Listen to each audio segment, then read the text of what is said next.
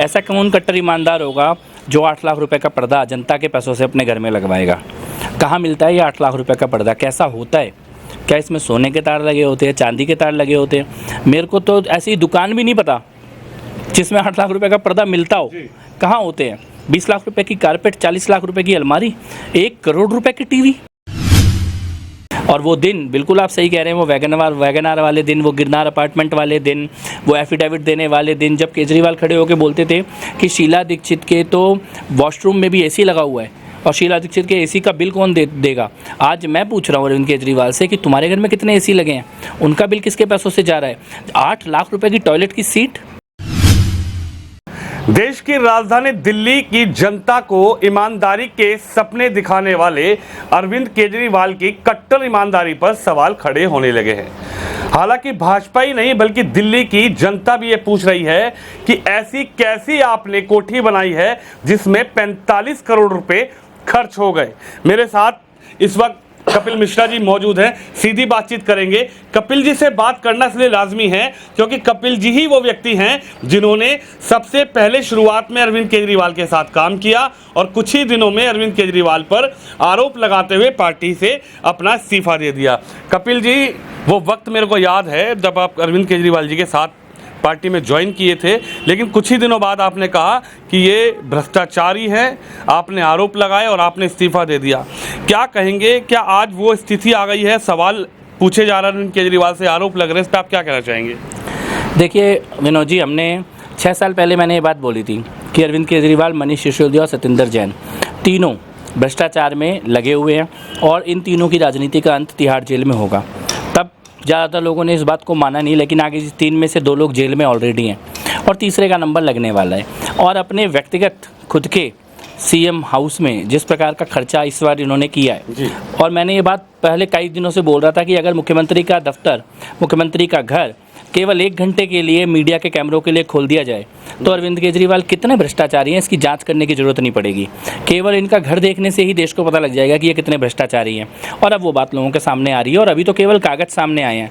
Video अगर केजरीवाल अपना, मैं फिर से ऑन रिकॉर्ड कहना चाहता हूँ, अगर केजरीवाल अपना घर 1 घंटे के लिए भी जनता और मीडिया के लिए खोल देंगे तो फिर कुछ बचेगा नहीं उनके पास जनता से आँख मिलाने के लिए।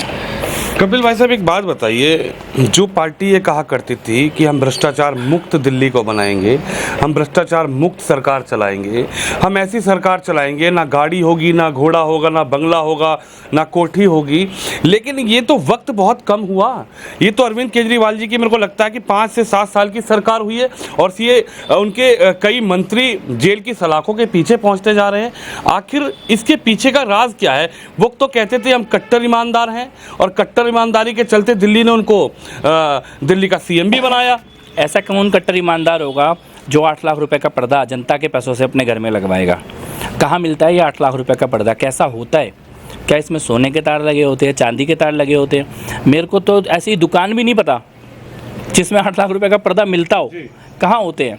20 लाख रुपए की कारपेट, 40 लाख रुपए की अलमारी, 1 करोड़ रुपए की टीवी, 1 करोड़ रुपए की टीवी, जेब में 5 रुपए का पेन, 250 रुपए की शर्ट, टूटी हुई चप्पल और 1 करोड़ रुपए की टीवी घर के अंदर जनता के पैसों से। ये भ्रष्टाचार है, ये आपराधिक मामला है। और बिल्कुल आपने सही कहा, केजरीवाल देश के अकेले मुख्यमंत्री हैं ना जिन्होंने एफिडेविट दिया था कि मैं बंगला नहीं लूँगा, गाड़ी नहीं लूँगा, सुरक्षा नहीं लूँगा। तो आज केजरीवाल जी आके बोले कि वो एफिडेविट झूठा था, झूठ बोला था दिल्ली की जनता से, झूठे भरोसा दिया था। ये विश्वासघात नहीं है क्या जनादेश के साथ? इससे बड़ा धोखा कुछ और हो सकता है क्या? और 45 करोड़ का बंगला तो केवल ट्रेलर है, ये तो केवल शुरुआत है। चीफ मिनिस्टर कॉम्प्लेक्स की जो प्रोजेक्ट चल रही है उसमें तो ऐसे 23 बंगलों को मिला के एक बंगला बनाया जा रहा है। ये तो लगभग 300 साढ़े 300 करोड़ रुपए का अपना खुद का राजमहल बना रहे हैं दिल्ली के अंदर। तो इसके बारे में सवाल तो पूछे ही जाएंगे। क्या कहेंगे? सपने तो दिखाए थे कि भ्रष्टाचार मुक्त सरकार चलाएंगे, दिल्ली की जनता को सपने दिखाए थे कि भाजपा भ्रष्टाचारी है। कांग्रेस के लिए लगातार मैं उस समय कवरेज करता था तो एक वैगनार गाड़ी हुआ करती थी जिसमें अरविंद केजरीवाल और उनके जो साथी थे वो बड़ी लंबी फाइलें लेकर जाया करते थे और भौकाल मचा रहता था मीडिया के सामने कि आज इसका खुलासा होगा, आज इसको जेल पहुंचाएंगे। और पूरी मीडिया की नज़रें, पूरी मीडिया के कैमरे उस वैगनार पर रहा करते थे कि वो वैगनार कहाँ जाके रुकेगी और कहाँ वो फाइलें खुलेंगी। ना शीला दीक्षित जेल गई और कांग्रेस के साथ कहीं ना कहीं आम आदमी पार्टी खड़ी भी रहती है, मैंने देखा है। आखिर इसके पीछे का जी पड़ी रहती है। अगर आपने अभी देखा हो तो संजय सिंह सोनिया गांधी और खड़गे जी के पैरों में पड़े हुए थे।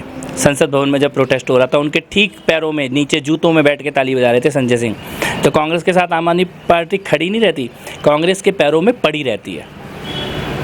आपने कहा पड़ी रहती है, लेकिन ये तो आरोप लगाया करते थे कि हम तो कांग्रेस, जब सरकार कांग्रेस की थी केंद्र में उस वक्त, तो कहा करते थे कि कांग्रेस भ्रष्टाचारी है, कांग्रेस हटाइए, देश बचाइए। लेकिन वही अरविंद केजरीवाल की पार्टी आज कह रही है मोदी हटाइए, देश बचाइए। मैं ये पूछना चाहता हूँ कि अरविंद केजरीवाल अगर भ्रष्टाचार से लड़ने के नाम पे आए थे तो उन्होंने भ्रष्टाचार पे क्या कार्रवाई की? सरकार बने हुए 8 साल हो गए, किसी भ्रष्टाचारी पे कार्रवाई की? किसी भी जिसके ऊपर, जैसे कि मैं उदाहरण देता हूँ, मैंने बोला कि 3 लोग भ्रष्टाचारी हैं, उनके ऊपर मैंने आरोप लगाया, 3 में से 2 जेल में हैं। केजरीवाल ने जितनों के ऊपर आरोप लगाए उनमें उनके साथ वो डिनर कर रहे हैं, उनके साथ वो गठबंधन बना रहे हैं और उनके खुद के अगल बगल के साथ ही जेल जा रहे हैं। अगर सत्येंद्र जैन और मनीष सिसोदिया के बारे में कोर्ट ये बोल रहा है, कोई राजनीतिक आरोप नहीं लगा रहा, कोई टीका टिप्पणी नहीं हो रही। दिल्ली के हाईकोर्ट ने बोला कि मनीष सिसोदिया के मामले में 100 करोड़ रुपए की रिश्वत लेने के एविडेंस दिखाई दे रहे हैं, हाईकोर्ट ने बोला है। और सत्येंद्र जैन के बारे में बोला है कि ये हवाला के ऑपरेटर है। तो ये सत्येंद्र जैन और मनीष सिसोदिया अगर हवाला का काम कर रहे हैं, रिश्वत ले रहे हैं, तो क्या केजरीवाल की नॉलेज के बिना हो रहा होगा? या केजरीवाल की खुद की धर्मपत्नी जा रही हैं ये करोड़ों रुपए के संगमरमर खरीदने और करोड़ों रुपए की टीवी खरीदने? तो भ्रष्टाचार तो सामने दिखाई दे रहा है। देश में इससे बड़ा झूठ भ्रष्टाचार से लड़ने के नाम पर मुझे नहीं लगता भारत के इतिहास में किसी ने बोला होगा। और वो दिन, बिल्कुल आप सही कह रहे हैं, वो वैगनार वाले दिन, वो गिरनार अपार्टमेंट वाले दिन, वो एफिडेविट देने वाले दिन, जब केजरीवाल खड़े होकर बोलते थे कि शीला दीक्षित के तो वॉशरूम में भी एसी लगा हुआ है और शीला दीक्षित के एसी का बिल कौन देगा? आज मैं पूछ रहा हूँ अरविंद केजरीवाल से कि तुम्हारे घर में कितने एसी लगे हैं, उनका बिल किसके पैसों से जा रहा है? 8 लाख रुपए की टॉयलेट की सीट, शीला दीक्षित के बाथरूम में 30,000 रुपये के एसी पे सवाल उठाने वाला आदमी अपने बंगले में 8 लाख रुपए की सीट्स लगवा रहा है। और तो ये इसका मतलब ये बदले नहीं, इसका मतलब ये उस वक्त झूठ बोल रहे थे, विश्वासघात कर रहे थे, धोखा दे रहे थे, इनकी नीयत में खोट थी, मन में पहले से चोरी की प्लानिंग थी। और वरना परिवार में कोई तो रोकता, परिवार खुद ही इसी चोरी में शामिल हो गया।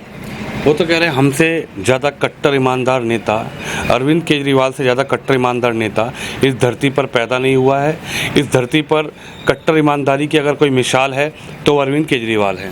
अगर कट्टर ईमानदारी का मतलब होता है चोरी करना, झूठ बोलना, भ्रष्टाचार करना, झूठा एफिडेविट देना, विश्वासघात करना, जनता के पैसों से अपनी अय्याशी के सामान इकट्ठे करना, सुबह उठते ही झूठ बोलना शुरू कर देना, तब कट्टर ईमानदारी की ये डेफिनेशन होती है क्या? अरविंद केजरीवाल, जो हम सवाल उठा रहे हैं, क्या 8 लाख का पर्दा लिया कि नहीं लिया जनता के पैसों से? 20 लाख की कारपेट ली कि नहीं ली? 40 लाख की अलमारी ली कि नहीं ली? करोड़ों रुपए का ये संगमरमर, आपको ताजमहल का संगमरमर भी बेकार लगने लगा और आपने कहा वियतनाम का संगमरमर ला के दो। ये ईमानदारी है? अपने पिताजी के पैसों से ले रहे हो क्या? जनता के पैसों से ले रहे हो, दिल्ली की जनता के पैसों से। और फ्रॉड, अगर कोई आदमी आपके पास रोज़ मिलने के लिए आए और जेब में 5 रुपये का पेन हो, 250 रुपये की कमीज हो, टूटी हुई चप्पल हो, और एक दिन आपको पता लगे कि उसके घर में 1-1 करोड़ रुपए की टीवी लगे हुए हैं, तो वो फ्रॉड है कि नहीं है? सफ़ेद झूठ रोज़ बोलना। और मुझे लगता है कि भ्रष्टाचार, पिछले 6-7 साल की सरकार में इनके 8 मंत्री या तो भ्रष्टाचार में या दुराचार में कन्विक्टेड हो चुके हैं जी।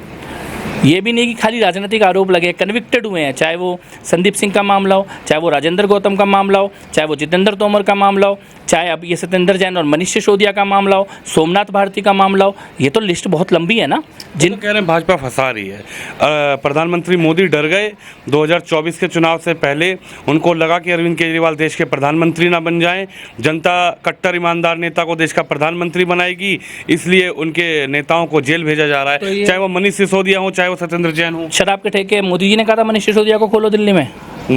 मोदी जी ने कहा था अगर शराब के ठेके नहीं खोलते, हवाला का काम नहीं करते तो जेल क्यों जाते? और क्या हाईकोर्ट भी बीजेपी से मिल गया? ये सारे जज भी बीजेपी से मिल गए, जमानत देने से मना कर रहे हैं। मोदी जी ने फ़ोन करके कहा था कि 8-8 लाख रुपए के पर्दे खरीद लेना अरविंद केजरीवाल। मोदी जी ने फ़ोन करके कहा था कि ये वियतनाम का संगमरमर मंगा के देना। जब पाप करोगे तो जेल ही जाओगे, चोरी करोगे तो पकड़े ही जाओगे। इसमें मोदी जी के ऊपर आरोप। और प्रधानमंत्री बनने की बात जहाँ तक है, तो इस जन्म में तो केजरीवाल प्रधानमंत्री बनने नहीं वाले। 0 लोकसभा सीट के साथ कोई प्रधानमंत्री बन सकता है क्या? कितनी सीट है आम आदमी पार्टी की लोकसभा में? 0 सीट। 0 सीट वाली पार्टी बोल रही है कि कौन सी जगह से चुनाव जीतेंगे, कहाँ से लड़ेंगे चुनाव? जरा बताएं ना अरविंद केजरीवाल, कहाँ से चुनाव लड़ेंगे? कहाँ से चुनाव लड़? पिछली बार गए तो थे लड़ने के लिए। जमानत जब्त करा के वापस आए हैं। तो प्रधानमंत्री और ये सब बातें तो ये हवाई की बातें हैं। केवल एक चुनाव बचा है अरविंद केजरीवाल के पास लड़ने के लिए, तिहाड़ जेल कैदी महासंघ का चुनाव। उसमें मनीष सिसोदिया, अरविंद केजरीवाल, सत्येंद्र जैन मिलकर वो महासंघ बनाए, उसका चुनाव लड़े। मेरी उनको शुभकामनाएं हैं। लेकिन जिस दिशा में वो जा रहे हैं, इसमें तिहाड़ के बाहर रहकर कोई चुनाव लड़ने की स्थिति में वो बचेंगे नहीं। सर क्या कहेंगे, अरविंद केजरीवाल की पार्टी ने भाजपा पर भी आरोप लगाया। उन्होंने कहा कि मोदी जी 1300 करोड़ का बंगला बना रहे हैं, मोदी जी 500 करोड़ के कपड़े पहन रहे हैं। इस पर आप क्या कहना चाहेंगे? मैं कह रहा हूँ आप बताओ ना, कौन सा जनता के टैक्स के पैसे से कौन सा कपड़ा आया है मोदी जी का, बता दो ना आप। हम तो कागज़ लेके आए हैं। क्या हमारी पार्टी ने किसी ने कहा कि हम जो कागज़ लेके आए हैं झूठा है?